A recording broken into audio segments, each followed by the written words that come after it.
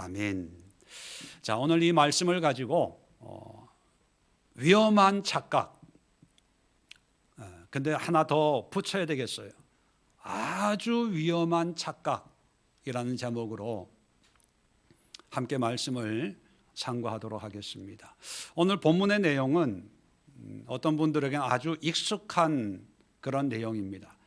오늘 우리가 읽은 말씀 중에 가장 유명한 말씀이 몇 절입니까? 23절 끝부분에 보면 나가서 사람을 강권하여 데려다가 내 집을 채우라. 총동원 전도 주일. 그죠? 강권하여 내 집을 채우라. 그래서 우리가 열심히 전도를 합니다. 일부 예배 때 이 설교를 했더니만 일부 예배 마치고 차를 마시면서 목사님 이 말씀 강권하여 전도하라고 해가지고 전도 열심히 해가지고요 금반지 받았어요. 뭐 이런 분이 있어요. 그런 분이 왜 지금은 전도 안 하는지 모르겠어요. 금반지를 안 줘서 그러나. 근데 여러분, 이 본문은 전도와는 전혀 상관이 없는 말씀입니다. 목사님들이 여러분을 속인 거예요. 목사님들의 그 욕망, 어떤 욕망입니까? 교회 부흥시키려고, 숫자 증가시키려고, 전도와는 전혀 관계없는, 아무 상관이 없는 이 말씀만 따가지고 강권해서 강제로라도 억지로 설득하고 품앗이 하듯이 해서 내 집을, 교회 빈자리를 채워야 됩니다. 그래야 하는 나라 잔치에 참석할 수가 있습니다. 여러분, 강권하여 빈자리를 채웁시다. 많이 채운 사람은 냉장고, 2등한 사람은 TV, 3등은 밥솥.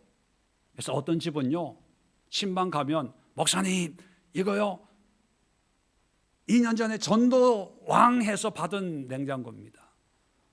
작년에 받은 TV예요. 저도 좀 그래 볼까요? 요즘엔 냉장고 TV 다 있어서, 그래서 아까 차 마시면서 요즘은 뭘 걸어야 전도를 할까요? 했더니만 로봇 청소기래.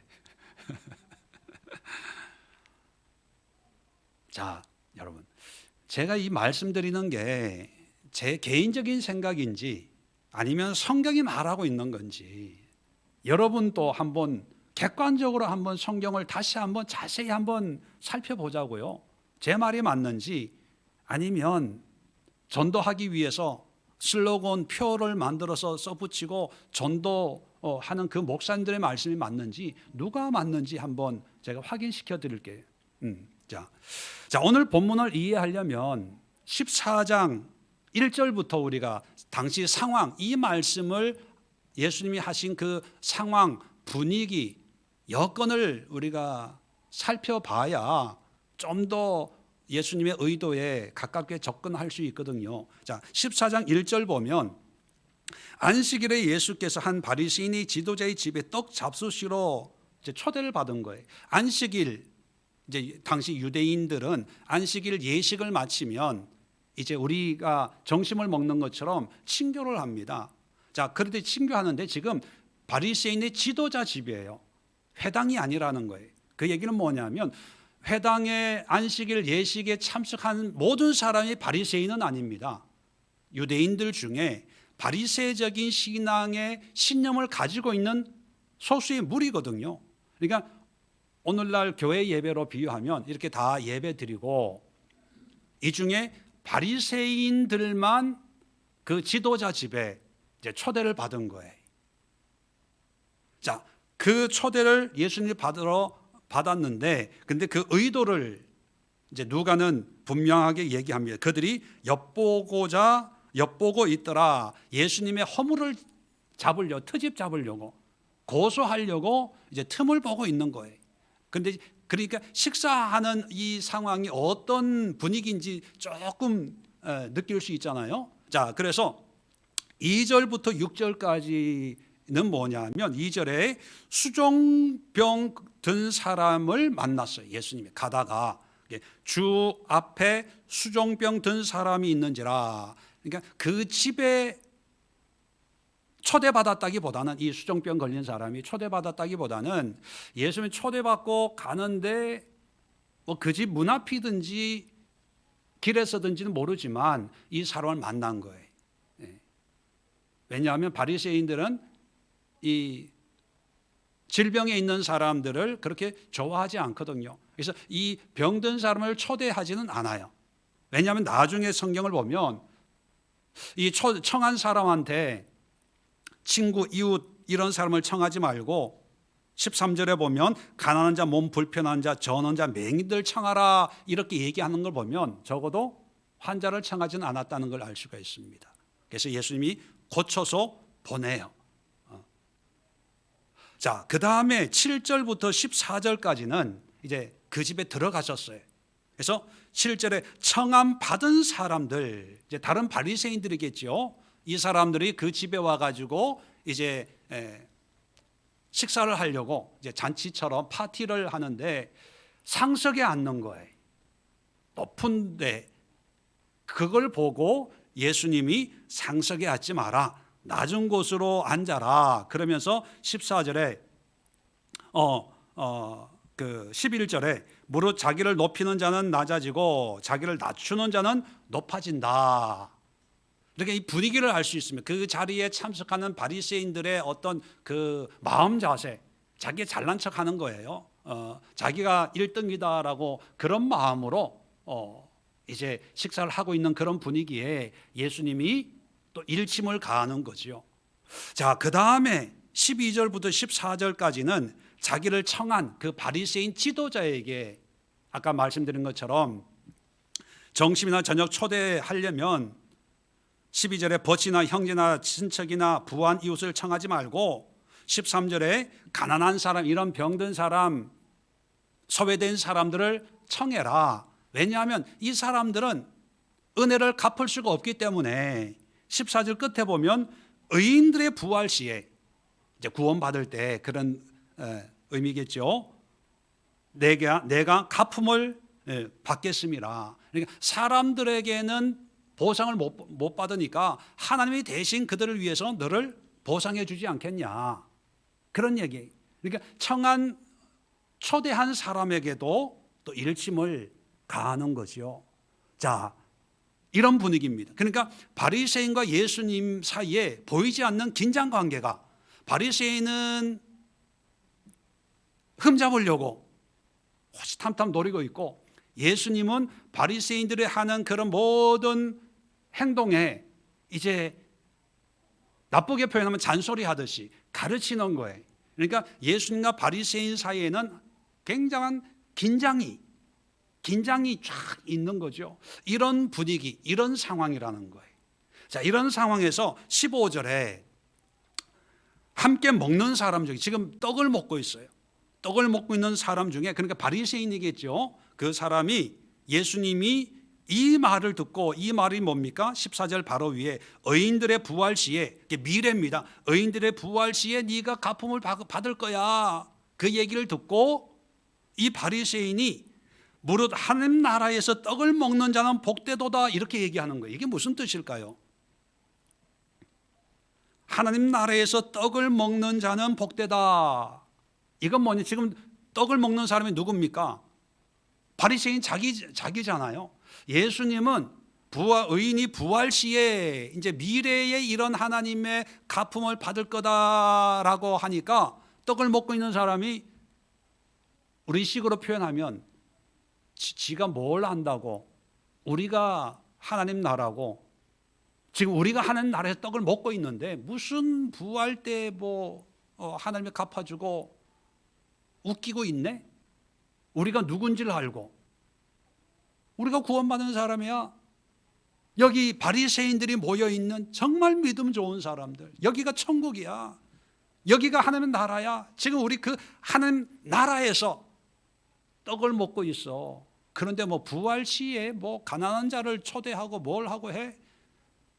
웃기고 있네. 뭐 이런 거예요. 이런 뉘앙스예요. 이런 말을 듣고 거기에 대해서 16절부터 예수님이 비유를 드는 거예요. 비유를 드는데 여러분 아주 따로 설명을 안 드려도 잘 아는 비유잖아요. 주인이 잔치를 배설했는데 이제 청한 사람들, 유대인들은요 잔치를 할 때 두 번 초청장을 보냅니다. 첫 번째는 이런 일이 있어서 잔치를 할 텐데 오실 수 있어요? 물어봐요.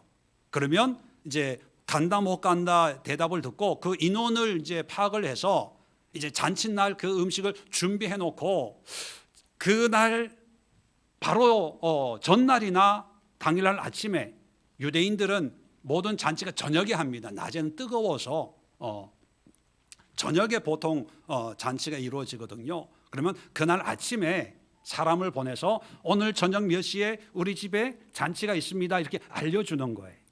그런데 성경을 보면 17절에 보면 잔치할 시각에 그 청하였던 사람들에게, 청하였던 사람이라는 얘기는 뭐냐면 초대한 사람, 잔치에 참석하겠다고 약속한 사람에게 이제 그 잔치할 시각이 돼가지고 시간이 돼서 이제 잔치 시작합니다. 오세요. 이렇게 두 번째 이제 종을 보내는 거예요. 그러면 당연히 벌써 그렇게 시간이 됐나요? 예, 갈게요. 이게 정답이거든요. 자, 그런데 잘 보세요. 18절에 보면 다 일치하여 사양한다는 거예요. 그래서 한 사람은 밭을 샀음에 한 사람은 19절에는 소 5겨리를 샀음에 겨리라고 하는 것은 쌍이거든요. 소 5겨리는 10마리예요. 아주 굉장히 부자죠. 또 그 다음에 20절에 장가 들어서 결혼해서 못 가요 이랬다는 거예요. 자, 뭐 일하다 보면 어쩔 수 없는 상황이 생겨서 약속을 못 할 때도 있어요. 그럴 때는 뭐 이건 뭐 천재지변이나 불가항력적인 그런 상황이니까 어떻게 할 수가 없는데 문제는 그게 아니라는 거예요. 18절 다 일치하여 사양했다는 얘기는 뭡니까? 작당을 했다는 거예요. 처음에는 간다고 했다가 뒤에 공모를 해가지고 야, 나도 안 갈 테니까 너도 가지 마. 그래서 작당을 한 거예요. 그래서 다 일치해서 이제 핑계를 대는 거죠. 여러분, 우리 속담에 뜻이 있으면 뭐가 있다? 길이 있다. 뜻이 있으면 길이 있는데 뜻이 없으면 뭐가 있는지 아세요? 핑계가 있어요. 뜻이 있으면 소를 사든 밭을 사든 결혼을 하든 갈 수 있어요. 밭을 산다고 할 때 벌써 샀거든요. 산 밭을 이제 돌아본다고 핑계를 대는 거예요. 사실 밭 사기 전에 이게 돌아보잖아요. 밭 사놓으면 등기 이전하고 나면 오늘 돌아봐도 되고 내일 돌아봐도 되고 소 5겨리를 사기 전에 소를 보지 사놓고 뭐 그게 중요한 게 아니잖아요. 자, 결혼 장가 들었어요. 여러분 어떤 면에서는 이 사람의 결혼식에 이 주인도 참석했는지도 몰라요. 그러면 장가 들었기 때문에 잔치한다고 하면 감사한 마음으로 더 참석을 해야죠. 그런데 이런저런 핑계를 대는 것은 뭐냐면 마음이 없는 거예요. 마음이 없는 거예요. 그래서 핑계를 대고 안 오는 거예요. 그래서 21절에 종이 돌아와 주인에게 그대로 고하니 이의 집 주인이 노합니다. 노하지 않겠어요? 그 상식적으로 당연한 반응이겠죠.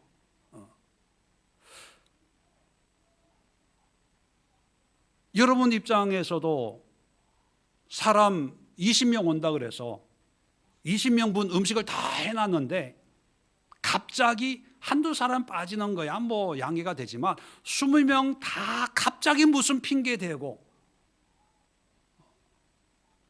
안 와요. 그러면 여러분 기분 어떻게 했어요?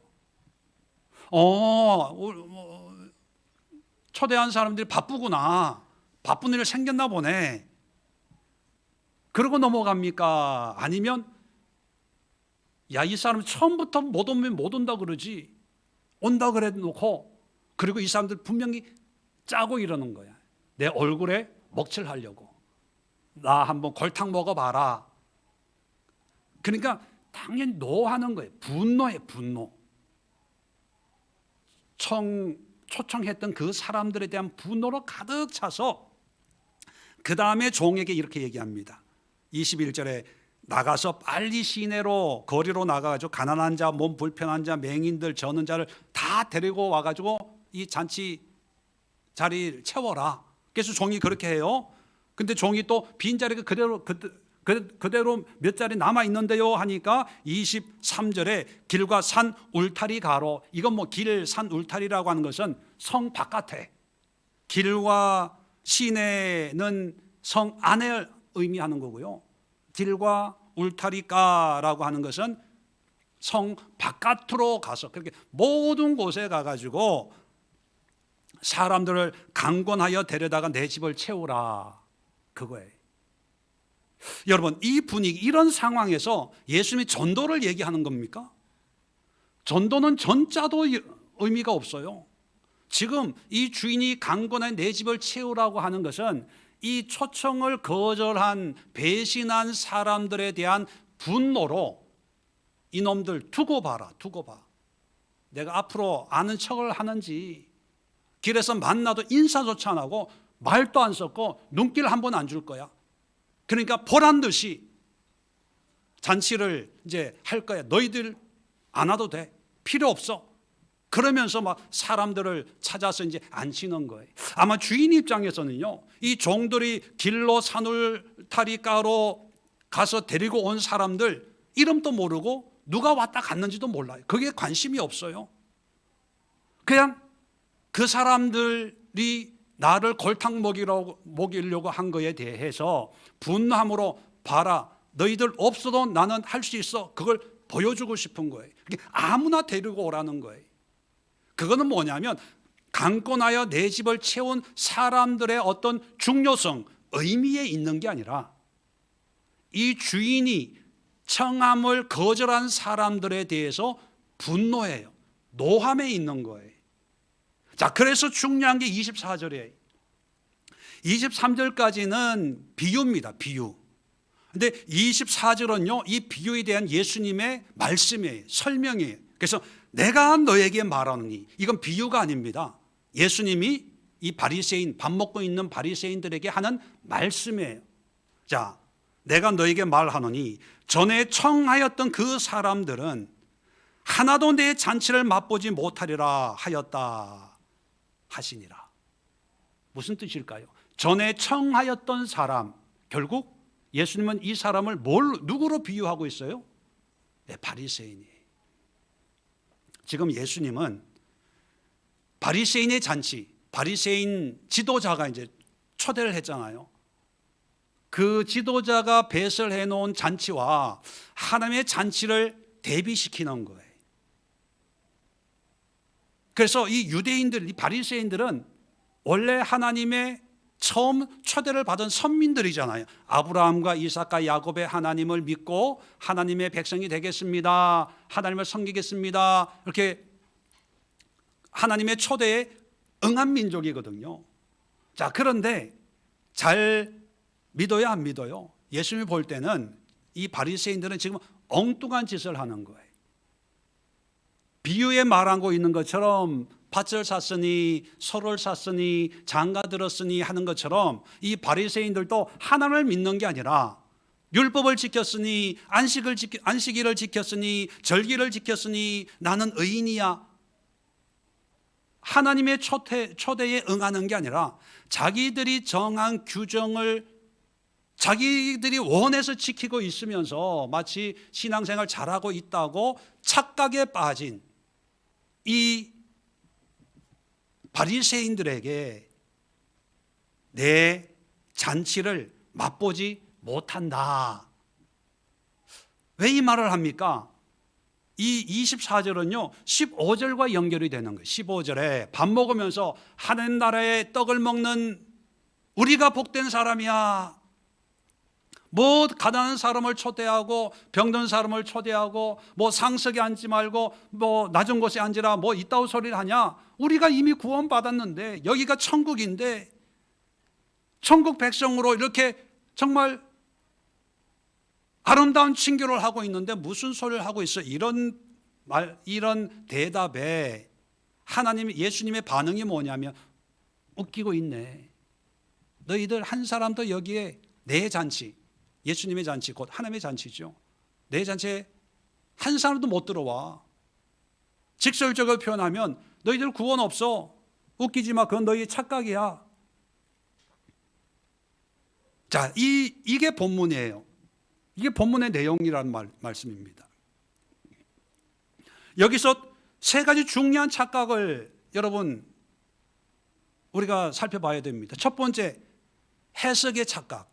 아까 말씀드렸죠. 지금 바리새인과 예수님과의 보이지 않는 긴장 속에서 바리새인들이 가지고 있는 어떤 그런 잘못된 신앙에 대한 예수님의 질책이고 경고고 가르침이거든요. 그런데 아까 말씀드린 것처럼 여러분 인터넷에 들어가서 강건하여 내 집을 채우라 이 말씀 검색 한번 해보세요. 다 전도예요. 전도. 왜 이런 이 말씀과 전도와 무슨 연관이 있는지 저는 도무지 알지 못하겠어요. 그것은 목회자들, 교회의 수적인 어떤 성장을 위해서 하나님의 말씀을 왜곡하는 겁니다. 그럴듯하잖아요. 강건하여 내 집을 채우라. 그리고 상황도 길로, 시내로, 산 울타리 가로, 동네 골목 구석구석 다니면서 전도해라. 잔치를 유대인들은 이 잔치에 참석 안 하니까 우리라도 이방인인 우리라도 그냥 가면 돼. 참석하면 돼. 그럴듯해요. 그리고 여기에 또 은혜 받아가지고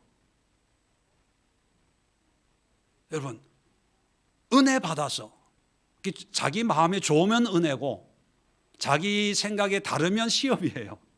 무조건 은혜래. 목사님이 얘기하면 은혜 받아서 이제 그 다음부터는 이제 정말 전도하러 골목으로 그래서 전도왕, 전도 10명하고 20명하고 아마 그래서 교회가 성장이 되나 봐요. 그렇게 하지 않는 우리 교회는 그래서 성장이 안 되나 봐. 여러분 그건 착각이에요. 여러분 미혹입니다. 하나님의 말씀을 왜곡하는 거예요. 그런 자기의 숨겨진 야망, 목회자들의 그 야망을 위해서 그럴듯하게 하나님의 말씀을 왜곡한 거에 대해서는 하나님이 분명히 책망하실 거예요. 책망하실 거예요. 본문 2에 대한 착각이 첫 번째라면 두 번째는 구원에 대한 착각이에요. 유대인들은 자기의 어떤 신앙의 기준으로 구원을 확신합니다. 밥 먹으면서 하나님 나라에서 지금 식사하고 있는 우리가 얼마나 복되냐. 우리 교회에서도 그럴 때가 있잖아요. 예배 마치고 어떤 행사 마치고 정말 분위기 좋은 상황에서 밥 먹을 때 우리 교회 좋은 교회 참 이렇게 믿음 생활하니까 하나님의 은혜가 이렇고 참 신앙을 가지고 이렇게 한다는 게 참 복인 것 같아. 여기 이게 천국인 것 같아. 천국. 네. 물론 그게 다 나쁘다는 얘기가 아니라 그런 것을 통해서만 우리의 구원의 어떤 신앙의 의미를 저울질한다면 그건 착각이라는 거예요. 예수님은 유대인 바리새인들을 가지고 있는 이런 구원관, 신앙관을 계속 공격해요. 계속. 바리새인 집에, 지도자의 집에 가기 전에 병든 사람을 먼저 고쳐주고 가서도 상석에 앉지 말고 낮은 곳에 아래쪽에 앉아라. 높이는 자는 낮아지고 자기를 낮추는 자가 하나님이 세워주신다. 그 초대한 사람에게 뭔가 네가 대접하면 또 다른 사람이 대접받으려고 끼리끼리 모이지 말고 정말 소외된 사람들, 외로운 사람들, 아무도 관심 두지 않는 그런 사람들에게 손을 내밀어라. 계속 그렇게 말씀하시거든요. 그런데 그런 예수님의 말씀을 듣질 않아요. 그게 15절에 나와 있는 이런 사람이죠. 너하고는 달라. 우리는 이미 구원받았어. 의인의 부활 때에 미래로 갈 필요 없이 이미 구원을 살고 있는데 어떻게 보면 참 믿음이 좋은 사람이에요. 근데 그게 착각이라는 거죠. 근데 그런 착각이 유대인들에게만 해당될까요? 원래 유대인들, 바리새인들에게 율법, 하나님 율법을 준 목적이 뭡니까? 율법을 잘 지켜서 율법의 의인이 되라고 준 겁니까? 아니면 율법을 통해서 율법을 지키지 못하는 내가 죄인이구나라는 것을 깨닫게 하기 위한 용도입니까? 전자입니까? 후자입니까? 후자죠. 근데 바리새인들은요, 어떤 생각을 하냐면 내가 율법을 잘 지켰어. 그래서 바울도 율법으로는 흠이 없는 사람, 바리새인 중에 바리새인, 히브리인 중에 히브리인, 그런 자부심을 가졌거든요. 그러니까 여러분, 율법을 하나님이 주실 때는 율법을 지킬 수 없는 죄인이기 때문에 죄인으로서 가장 필요한 존재가 누굽니까? 하나님이거든요. 하나님 도와주세요. 그걸 기대하고 율법을 줬는데 이 바리새인들은요, 야, 지킬 수 있어. 지켰어. 그래서 나는 율법의 완전한 사람이야. 이렇게 얘기하는 순간부터 누가 필요 없어져요? 하나님 필요 없어져요. 왜? 내가 완전한데. 그러니까 당연히 하나님은 나를 구원해 주셔야 되고, 그러니까 하나님에게는 의무가 생기는 거예요. 당연히 구원해 줘야 되는 거예요. 그러니까 지금 또 밥 먹으면서 하나님 나라에서 떡을 먹는 이런 신앙을 가지고 있는 우리가 얼마나 복된 사람이냐. 누가 보면 믿음의 확신이 차고 넘쳐요.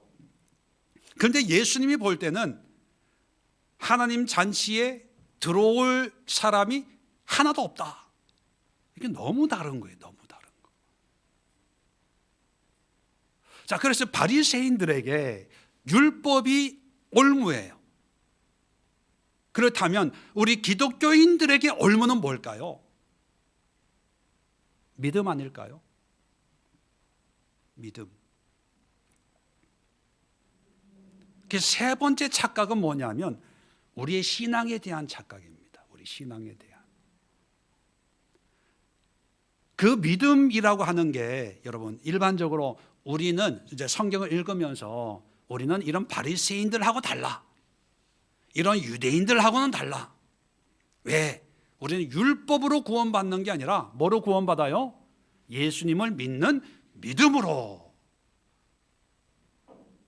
그래서 차별화를 시킵니다.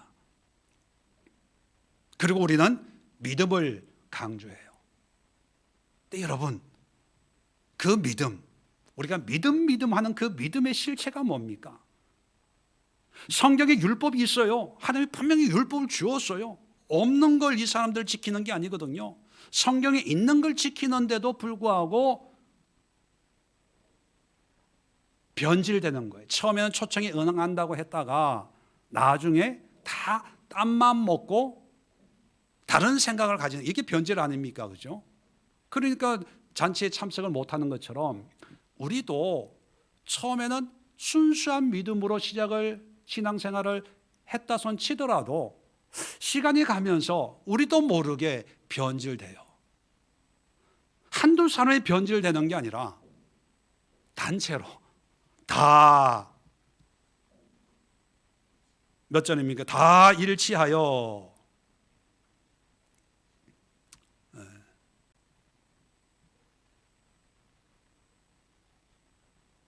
18절 다 일치하여 교단이, 교파가, 교회가 무리로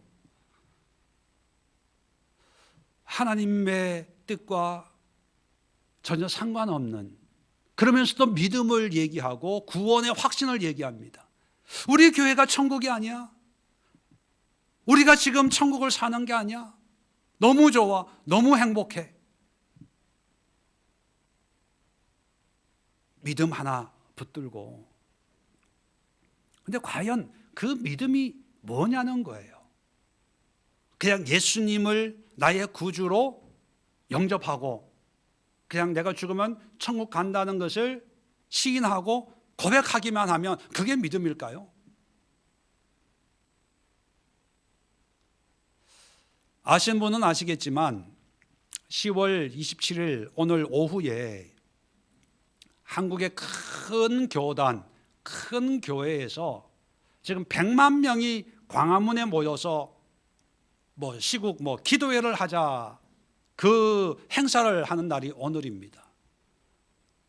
그래서 광화문에 100만 명 모이고 인터넷 방송으로 인터넷에 100만 명, 200만이 모여가지고 나라를 위해서 기도하고, 그리고 한 사람이 10,000원씩 헌금해서 200억을 모금을 해가지고 예수교회에 헌금하면 얼마나 좋겠어요. 근데 조국 통일을 위한 기금을 조성한다고, 한국의 대형 교회들은 다 참석을 한다고 하고요. 아마 오전 예배 드리고 시골에서 지방에서 아마 관광버스로 아마 올라올 겁니다. 근데 그 기도 내용, 모이는 이유가 뭐냐 하면 동성애 반대, 차별금지법 반대, 통일을 위해서, 가정의 회복을 위해서 이런 슬로건을 가지고 이 모임을 주최하는 준비위원장이라고 하는 목사님은요, 이 모임을 반대하면 마귀고 사탄이고 쓰레기고 나라를 팔아먹은 이완용 같은 놈이다, 이렇게 설교하고, 그런 면에서 나는 오늘은 마귀가 되고 싶어요. 왜냐하면 예를 들어 봅시다. 차별금지법, 동성애, 전 동성애를 지지하지는 않습니다. 근데 그 동성애 이런 걸 차별하지 말라는 게 차별금지법이거든요. 근데 사실 차별하지 말라는 것은 우리 기독교의 슬로건이에요. 이방인이나 유대인이나 하나님 앞에 차별이 없느니라. 남자나 여자나 부한 자나 가난한 자나 건강한 사람이나 병든 사람이나 차별이 없다. 이게 우리 교회 슬로건이거든요. 그런데 언제부턴가 우리는 차별을 금지하는 것을 금지해야 된다 이러고 있어요. 그게 이제 예를 들어 동성애인데, 그런데 문제는요, 이런 어떤 사회적인 이슈에 우리 종교인 아닙니까? 교회잖아요. 정치 단체가 아니거든요. 교회가 접근하려면 대중 집회를 한다고 해서 해결될 문제가 아니에요. 제 개인적으로는 전 성경적인 원리가 바로 간음하다 잡힌 여인을 대하는 예수님의 모습이 우리가 가져야 될 접근법이 아닌가. 그 간음하다, 요한복음 8장에 그 간음하다 잡힌 여인을 향해서 예수님이 뭐라 그래? 죄 없는 자가 돌을 먼저 쳐라. 이게 다 갔어요. 왜? 죄 없는 사람이 없으니까. 그런데 유일하게 돌을 던질 수 있는 사람이 누굽니까? 예수님이죠. 근데 예수님이 돌을 안 던지고 나도 너를 정죄하지 않겠다. 그러면서 말씀하는 게 가서 다시는 죄를 범하지 마라. 죄라는 거예요. 죄가 아니라는 게, 죄가 아니어서 용서해 주는 게 아니라 죄의, 동성애는 죄예요, 죄. 그런데 그 죄를 지적하기 전에 먼저 우리가 죄가 있는지 없는지 교회가 깨달아야 돼요. 과연 교회가, 이 시대의 교회가 세상의 죄를 지적할 수 있는 그런 자격이 있냐? 자격이 있다고 생각하세요? 있을까요? 사실 죄의 종류는 많잖아요. 그죠? 사기죄, 살인죄도 있고 거짓말하는 것도 죄예요. 그런데 죄의 종류가 많은데 여러분, 동성애의 죄만 죄일까요? 아니면 교회, 큰 교회, 목사님 저 같은 사람 마음속에 죄가 없을까요? 저는 더 많다고 봐요. 큰 교회, 대형 교회, 교단, 교파, 드러나진 않지만 동성애처럼 사회적인 어떤 그런 손가락질은 드러나지 않으니까 당하지 않지만 그 속에 더 더럽고 더 냄새나고 더 교활하고 더 사악한 그런 죄들이 더 많다고 봐요. 예수님이 우리에게도 말씀하실 거예요. 죄 없는 교단이 광화문 나가. 죄 없는 목사가 광화문에서 마이크 잡아. 죄 없는 성도들이 피켓 들어. 그래도 예수님 당시의 사람들은 그래도 일말의 양심이 있어요. 왜? 뭘 보면 알아요? 돌을 던진 사람이 없어요.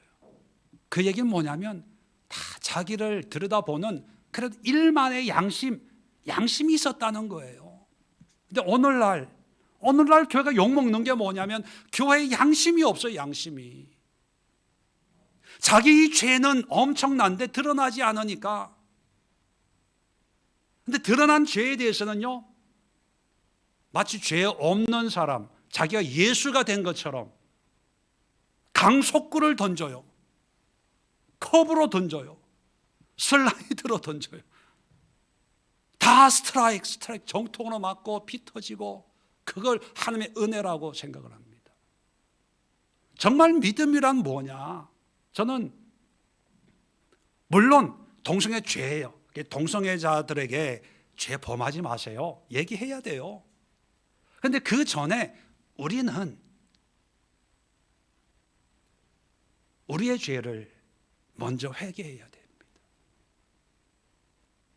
동성애의 어떤 그런 사회적인 현상이 일어나는 게 우리가 하나님의 말씀 가운데, 하나님의 뜻 가운데 우리가 바른 삶을 살지 못해서 저들의 외로움을, 저들의 아픔을 우리가 달래주지 못해서 저들이 미혹이 돼서 어떤 그런 성적인 이상한 다른 취향으로 흘러간 게 하나님 우리의 탓입니다. 우리의 죄입니다. 용서해 주옵소서.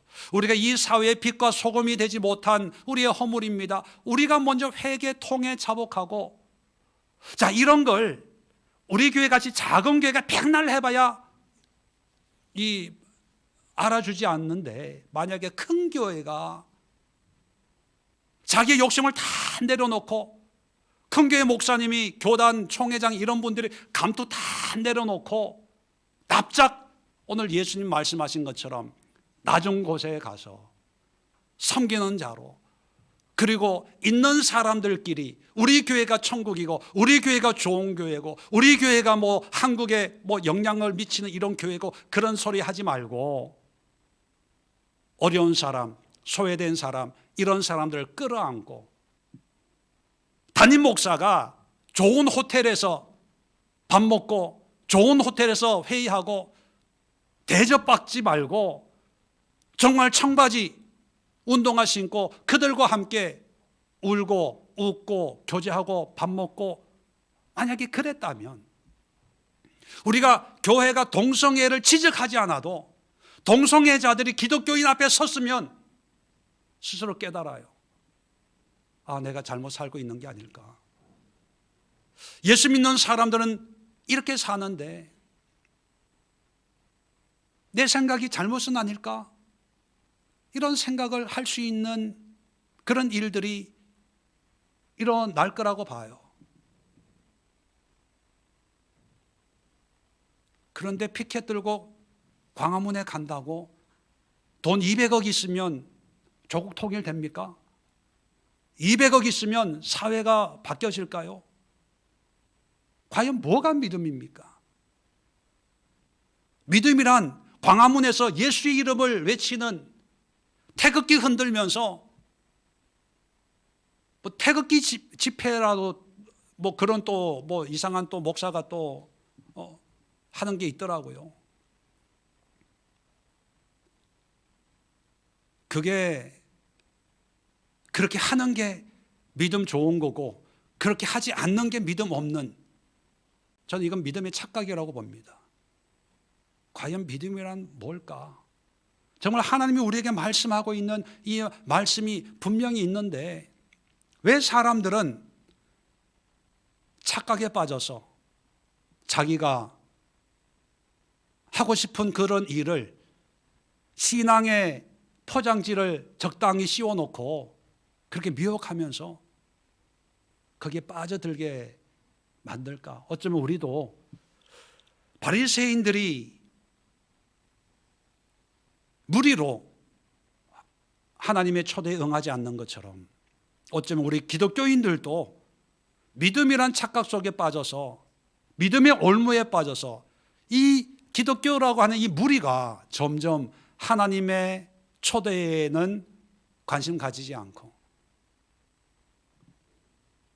땅, 소, 결혼, 이게 세 가지지만 여기에 영적인 의미가 분명히 있거든요.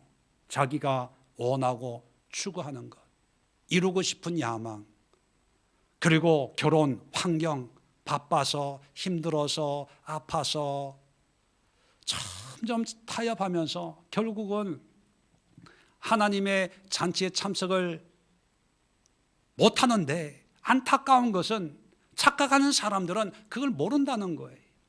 자각을 못한다는 거예요. 그러니까 이 바리새인들이 하나님 앞에 하나님이 얼마나 이 사람들을 위해서 분노하고 있는지 뒤통수를 쳤으니까, 자, 분노의 의미도 있지만 또 한편으로는요 안타까움입니다.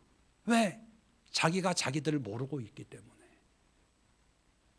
착각하고 있으니까 불쌍한 거예요.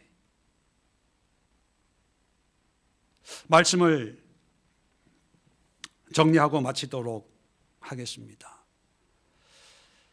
강권하여 내 집을 채우라, 이 말씀은 우리의 착각입니다. 또 큰 교회 어떤 일부 소수의 목회자들이 착각하고 싶은 거예요. 아까도 말씀드렸지만 일부 예배 마치고 대화 나눈 집사님이 그러더라고요. 강권하여 내 집을 채우라, 이 말씀을 할 때 우리 교회도 연말에 전도를 좀 하려고 목사님이 말씀하시려고 하는구나, 그런 생각을 했대요. 그러면서 목사님, 이 말씀을 그렇게 설교하는 목사님들은 알고도 그렇게 설교했을까요? 아니면 몰라서 설교했을까요? 저한테 묻더라고요. 제가 그걸 어떻게 알겠습니까? 그래서 저는 그렇게 알고도 설교했다면 그건 사악한 거고, 모르고 설교했다면 그건 무식한 겁니다. 이렇게 무식하다 생각하면 그래도 측은지심, 연민은 있으니까 나쁘게 생각하지 마시고 그냥 측은히 안 됐다는 생각을 가지는 게 더 낫지 않겠습니까? 그렇게 했는데 몰라요. 알고도 그렇게 설교를 했는지 모르지만, 여러분, 설교 처음에 말씀드린 것처럼 설교, 제가 제 개인적인 어떤 의견을 얘기하는 게 아니라 성경의 14장 1절부터 당시 상황을 함께 살펴보면서 지금 이런 상황에서 예수님이 이 말씀을 하신, 또 이 말씀을 비유하신 의도가 뭐라는 것을 여러분 또 좀 이해하시나요? 공감하시나요? 그렇다면 예수님의 의도가 분명해지지 않겠습니까? 예수님이 전도 열심히 하라는 얘기입니까? 아니면 바리새인들의 그 잘못된 신앙과 구원관을 깨뜨리기 위한 경고요, 이들을 초대하신 하나님의 그 분노의 마음, 하나님의 마음을 전달하기 위함인지 우리는 분명히 깨닫는 이 시간이 되어야 됩니다. 그리고 또 하나 중요한 것은 이 말씀은 바리새인들에게만 준 말씀이 아니라 성경을 통해서 우리 기독교인들한테도 주고 있다는 것이죠.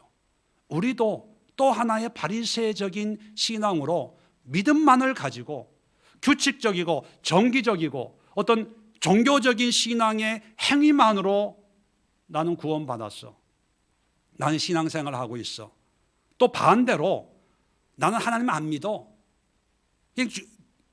그냥 교회에 나오는 거야, 난 관심 없어, 나는 바빠, 결혼해야 돼, 뭘 사야 돼, 뭐 할 거야, 이런 사람들에게 주시는 하나님의 경고라고 우리는 이 말씀을 읽어야 됩니다.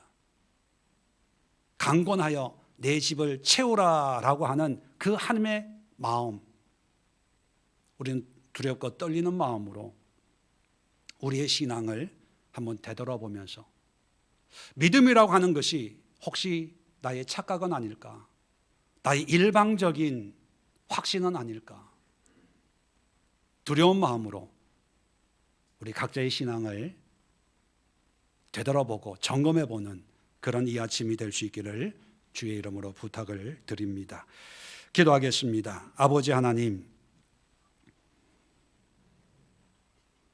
착각에도 종류가 있다고 하는데 바리새인들이 가진 이 착각은 아주 위험하고 또 한편으로는 너무나 안타까운 그런 착각이요 오해임을 깨닫습니다.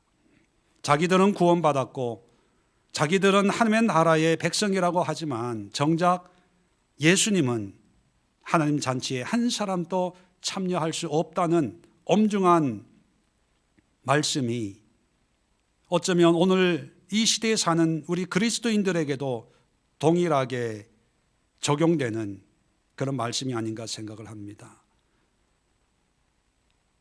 일각에서 강권하여 내 집을 채우라 하는 말씀만을 가지고 그저 개교의 부흥만을 위해서 하나님의 말씀을 도용하고 왜곡시키고 변질시키고 있는 이 상황에서 강권하여 내 집을 채우라고 하시는 그 하나님의 마음, 하나님의 분노를 느끼면서 우리의 신앙은 어떠한지, 우리의 구원은 어떠한지, 우리의 믿음은 어떤 상태인지를 다시 한번 점검할 수 있는 우리 예수의 모든 성도들 되게 하여 주시옵소서.